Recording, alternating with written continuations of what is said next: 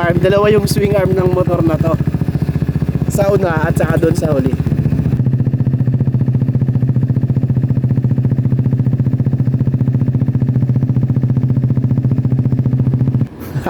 Dito ako yan sa division office. Tapos may nakita akong motor.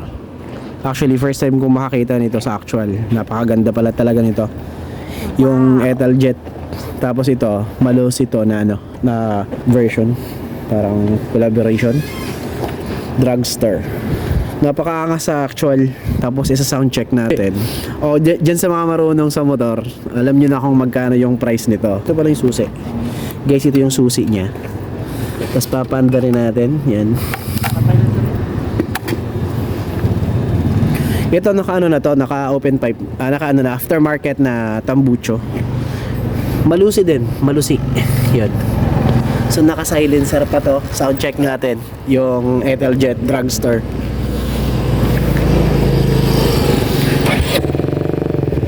Grabe yung naka silencer pa to, pips. Napakaangas, no? Napuyo pa yun, sir. Naka-silence ko. Try natin i-rip.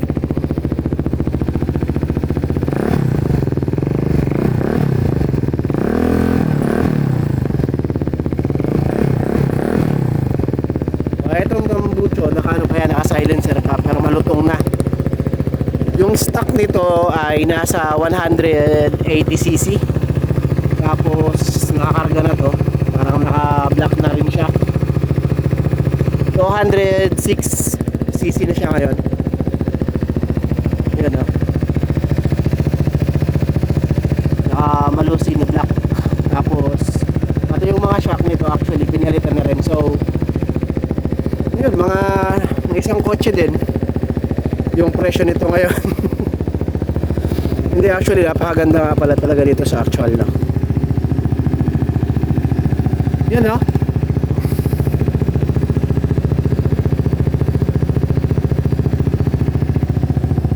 Ethel Jet Dragster. Oo, tapos to? Kakaiba sa motor na to kasi yung mga typical na natin, na mga bike baga, yung naka-fork yung style niya. Kasi ito yung niya. Ito yung pinaka parang di ba stick siya kasi.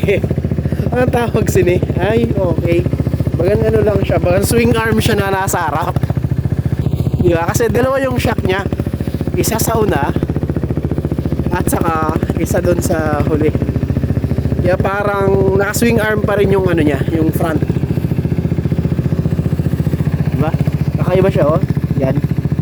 Naka-swing arm. Dalawa yung swing arm ng motor na to. Sa una at saka doon sa huli. Napakaangas. Diba? Kakaiba yung motor, may swing arm. Swing arm pa rin sa una. Tapos yung kulay. Sir, ang kulay sina-stock na, sir, ha? Abo na yung kulay, sir? Bakal mo? Ganito na yung kulay ng nabili. Ang ganda.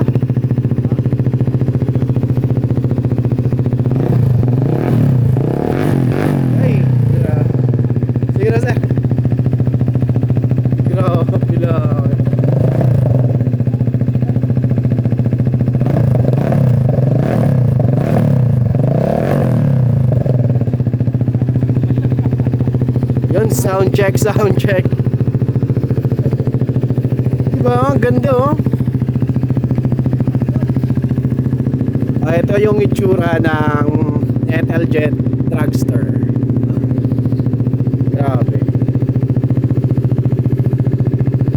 Ito tayo dito.